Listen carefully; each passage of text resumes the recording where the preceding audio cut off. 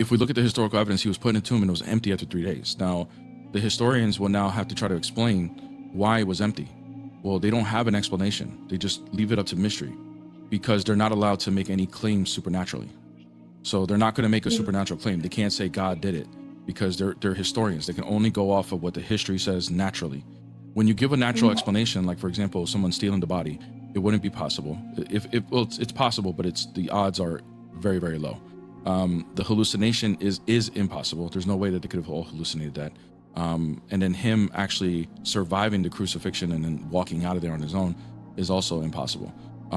So there's no natural explanation. They have to leave it to a mystery. They don't know why the tomb was empty, and they don't know what happened to cause these people to believe this. But if you're not a historian and you believe in God, the most logical explanation is the resurrection actually happened.